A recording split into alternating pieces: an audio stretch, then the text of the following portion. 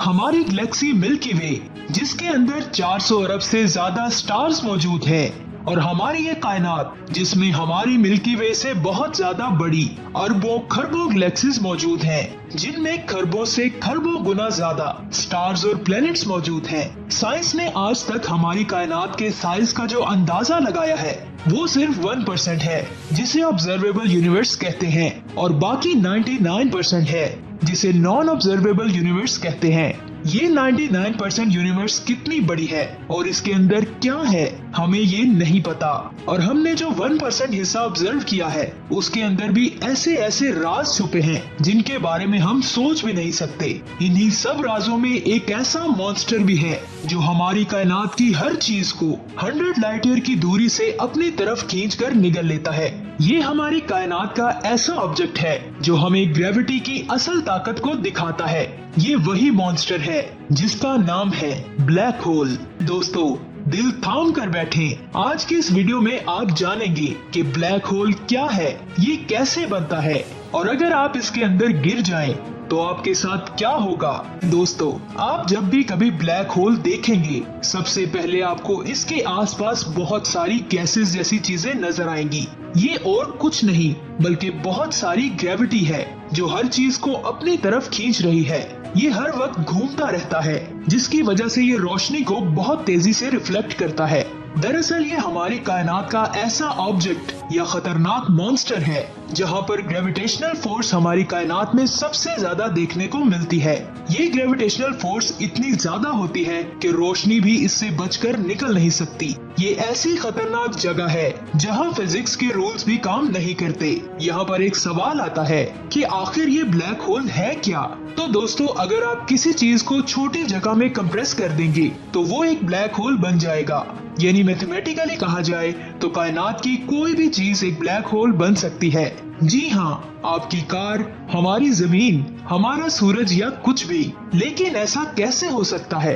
दरअसल हम अपने आसपास जितनी भी चीजों को देखते हैं वो सब एटम से बनी होती हैं। इसे जब हम क्वांटम लेवल पर देखते हैं तो हमें इन एटम्स के ऑब्जेक्ट्स के दरमियान काफी ज्यादा स्पेस नजर आएगी। अगर हम इन एटम्स के दरमियान से स्पेस को खत्म कर दें और उसे बहुत ज्यादा कंप्रेस कर दें तो उसकी ग्रेविटेशनल फोर्स इतनी ज्यादा बढ़ जाएगी कि वो ऑब्जेक्ट एक ब्लैक होल में बदल जाएगा। ऑब्जेक्ट के इस मैथमेटिकल स्टेट को कहते हैं स्क्वेशियल रेडियस।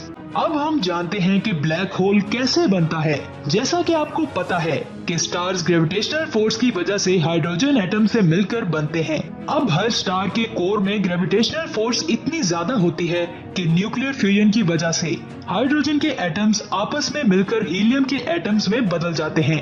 इस अमल के दौरान बहुत ही ज्यादा एनर्जी बाहर निकलती है।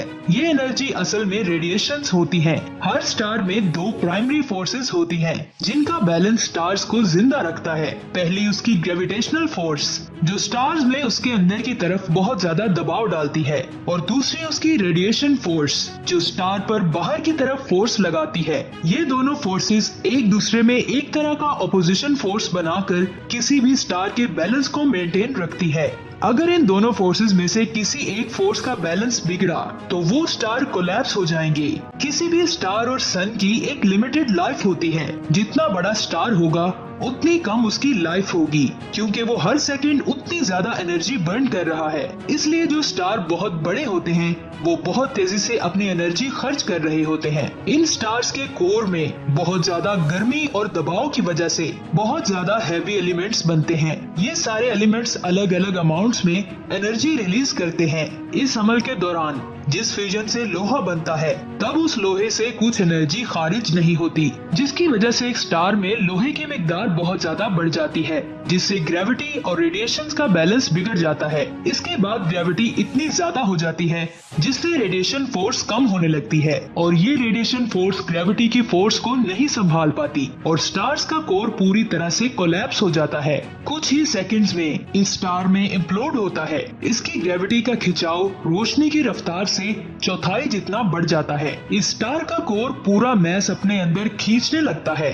इस अमल के दौरान इस स्टार के अंदर इतना ज्यादा प्रेशर और हीट मौजूद होती है जिससे हमारी कायनात के बहुत ही हैवी एलिमेंट्स बनते हैं, और फिर एक बहुत बड़ा धमाका होता है जिसे हम सुपरनोवा एक्सप्लोजन कहते हैं। इस धमाके के बाद या तो एक न्यूट्रॉन स्टार बनता है या फिर स्टार्स बड़े होने की वजह से सारा मैस एक छोटे से एरिया में कोलैप्स हो जाता है और फिर बनता है एक ब्लैक होल।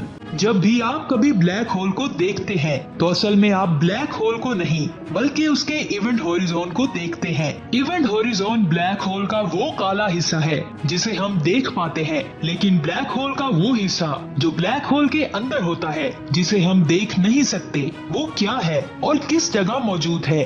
तो दोस्तों उसे कहते हैं सिंगुलैरिटी। ये एक ऐसी चीज है जहाँ वक्त और हमारी सोच खत्म हो जाती है। हम सिर्फ इतना इमेजिन कर सकते हैं कि इसका सारा मैस इन्फिनिटी डेंस हो, यानी सारा मैस एक छोटे से एरिया में इकट्ठा हुआ हो जिसकी कोई सरफेस और वॉल्यूम ना हो। आसान अल्फाज में कहिए कि सिंगुलैरिटी के आसपास की कर्व स्पेस और वक्त मिलकर एक जनरल रिलेटिविटी टाइम मशीन बनाते हैं। वहीं कुछ साइंसदानों का मानना है कि एक ब्लैक होल स्पेस और टाइम के फैब्रिक में एक होल कर रहा है जो कहीं अरबों लाइट ईयर दूर एक दूसरा होल बना रहा हो।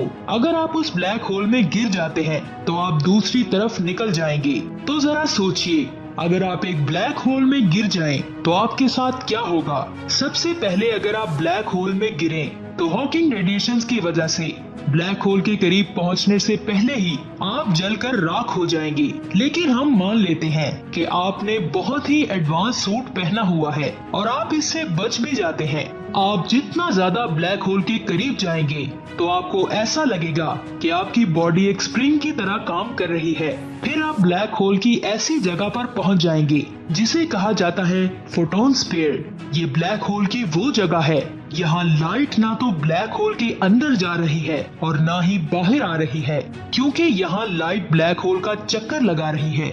इसी वजह से ब्लैक होल में जब आप गिर रहे होंगे तो आपको वहाँ हर तरफ अपना अक्स नजर आएगा, क्योंकि यहाँ पर हमारे पीछे से लाइट रिफ्लेक्ट होकर पूरे ब्लैक होल का चक्कर लगाकर हमारे सामने की तरफ आ जाएगी। अब आपकी मौत कब होगी ये डिपेंड करेगा ब्लैक होल के साइज और मैस पे, क्योंकि ब्लैक होल अपने ग्रेविटेशनल फैब्रिक में बहुत गहरा कर्व बनाता है। यानी अगर ब्लैक होल बहुत छोटा हुआ तो आपकी मौत इवेंट हॉरिजॉन में ही हो जाएगी, लेकिन अगर ब्लैक होल बहुत ही बड़ा हुआ तो आप ज्यादा देर तक ब्लैक होल में जिंदा रह सकेंगे, क्योंकि आपके पास सिंगुलैरिटी तक पहुंचने का बहुत ज्यादा वक्त होगा। अब जैसा कि आप जानते हैं कि ग्रेविटी स्पेस के साथ साथ टाइम को भी इफेक्ट करती है, तो इसलिए अगर कोई आपको ब्लैक होल में गिरते हुए देखेगा तो आपको ब्लैक होल में स्लो मोशन में गिरता हुआ देखेगा। जैसे जैसे आप ब्लैक होल के अंदर जाते जाएंगे आप सिंगुलैरिटी के करीब होते जाएंगे और आपकी परेशानी बढ़ती जाएगी, क्योंकि यहाँ ग्रेविटी का प्रेशर बहुत ज्यादा होता है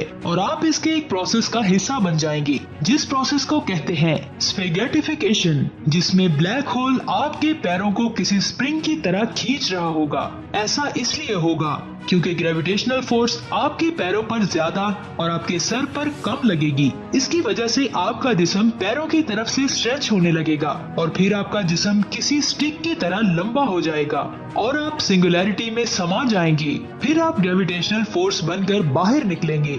यानी कि ब्लैक होल जब भी किसी चीज को अपनी तरफ खींचता है वो ग्रेविटेशनल फोर्स बनकर बाहर निकल जाती है। दोस्तों आज की ये वीडियो आपको कैसी लगी नीचे कमेंट्स करके जरूर बताइएगा। अपना बहुत सारा ख्याल रखिएगा। अल्लाह हाफिज।